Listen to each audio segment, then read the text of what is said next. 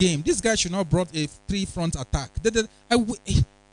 You know, this person is not any better than anybody who does Rastafari Selassie, because it's still making that thing to serve as a place of escape. Somebody say escape.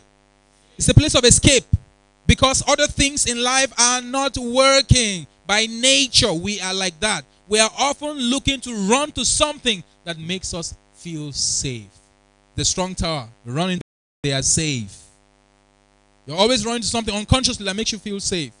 That makes you feel okay. Something that provides for you a stability, some sort of anchor. Somebody to say, I don't smoke, I don't drink, thank God, I don't watch Telemundo, I don't watch football. Yeah, the problem is, you're always playing Ludo. You're always playing drafts. You're always playing chess. Now, I'll be okay with chess. But you know, when something is an addiction is when it makes you to lose traction with a lot of other valuable things. Something is an abuse when your engagement in it deprives you of the benefit of other social relationships and other activities that are profitable and productive. When it takes you away from productive relationships, takes you away from productive work, takes you away. See, I don't care even if it's church, because some people here, when I came to Lagos, they go to church 7 days a week. Every day. Every day. Something is wrong. It has become your Rastafari Selassie, because it makes you feel safe. Makes you feel safe. And I'd say at some point I was even like that. What are you escaping from and escaping to? Okay? Whether the thing is socially acceptable or not, that thing that seems to be a fortress that you run into to hide would be indicative of why you are not producing the results that you really desire. Some people, Rastafari is a relationship. One relationship ends in the morning, they have to get into another one before 12 noon. Because they have a habit of trying to prove to the person that they are useful.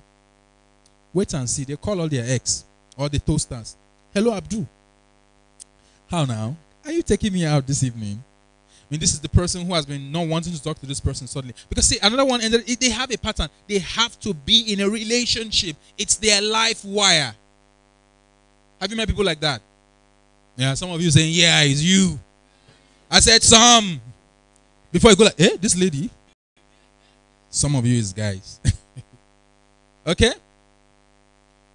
While I'm not trying to point wrong, I'm trying to let you see that at some level we seem to have these activities that we engage in, or this way of thinking becomes our oxygen, our means of survival, and it ends up putting us in a place of lack of productivity. For some people like me growing up, the place of escape became the control and anger and manipulation.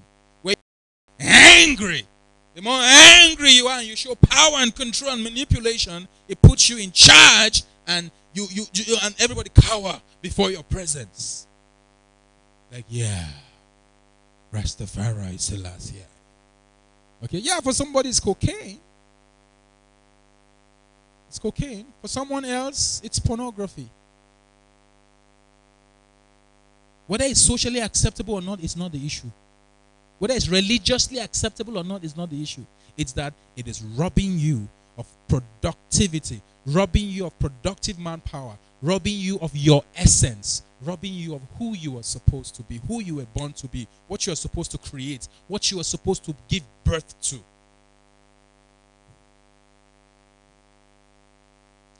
I want us to go back to our manual and look at something. We're talking about focus. We're laying a foundation, and while you soon discover that our training hasn't started, because as we look at these things, you look at focus, and I broke it down. I said there's conscious focus and there's what kind of focus? Come on, everybody respond to me so I can feel like we are one year. Tiwa. You understand what I'm talking about? Yes, conscious focus and there is unconscious focus. What is unconscious focus? I showed you all the things that you have filed up in your background, all the things you have filed up, all of your learnings, all of the things who you have become that you are not aware, all of the beliefs, all of the values, all of the attitudes, all of the memories, and all of those things that you've become. What you focus in. Now let me give you a particular picture so that you can understand this very well. Are you ready? Are you ready? Listen, I'm going to share one of the most powerful things in neurolinguistics programming. In neurosciences, scientists or psychologists say that every second we are inundated with 2 million bits of information. Every second we are inundated with what? 2 million bits of per second. When you hit the streets right now, bam, 1 second, 1 step, 2 million bits of information. What? That's the things you see, the things you hear, the things you smell, the things you taste, all the 5 senses. The world is trying to inform you and trying to bombard you with information, whether it's what you're seeing, what you're hearing, pictures, sounds, videos, all of those, self-talk, and all of those. Every second, the things around you. Now, while all of those are happening, you're taking some and you send some to the recesses of your unconscious. Okay? Unconscious. How many of you have a cousin? Raise up your hand. You have a cousin. Okay. How many of you have a cousin in northern Nigeria? Okay. How many of you have 2 cousins in northern Nigeria? Now, how many of you noticed that you had a cousin, but you weren't thinking of your cousin in northern Nigeria?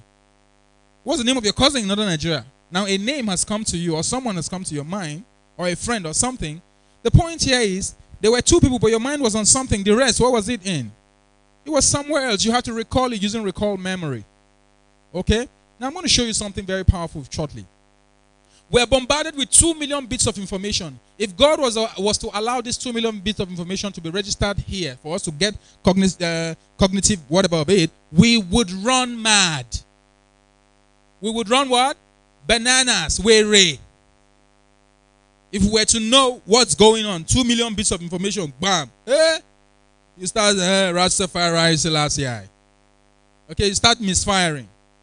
So what God did was he put a biological filter at the base of our brain. It's called RAS. Write it down. It stands for Reticular Activating System. It stands for what? Write it down. It's somewhere in your manual even. Reticular Activating System. And the purpose of the RAS is to help you to filter. To help you to filter. To help you to choose. To help you to pick. When a child is 6 months old, 3 months old, there are some things in order of priority that are important to him. Breast milk, mommy's warmth, daddy's love, home's acceptance, and all of those things. They are the things that the child is bothered about. Laughter, play, and fun. That's what the child loves. Love, and all of that. But those are not the only things that are happening within the child's environment. Every other thing that happens, the child doesn't pay attention or register them. He sends them away in the RAS, the nervous system, nervous system, which is composed of our brain. Our brain, our nerves, our spinal cord, our nerve endings. Okay? That part, the RAS is a part of the nervous system. And so what it does is, it says, now, right now, with what I'm dealing with now, this is important. Like when I was a child, my father beating my mother was not important to me. What I mean by that is I couldn't process and figure out what that meant. It just hurts me. It just caused me pain, and that was all I knew. I interpreted it as pain and hurt, and I hated it. But what I did was, since I can't process this right now, it's not breast milk. It's not 1 plus 1. It's not 2 plus. It's not play in the yard. It's not blah, blah, blah, blah. RAS shifts all of that and files it away at the level of the unconscious so that I can pick the things that I can pick. Out of 2 million bits of information, your unconscious mind takes away the rest while the unconscious pays attention to plus or minus 7 chunk. Plus or minus 7. That's somewhere around 130, 150.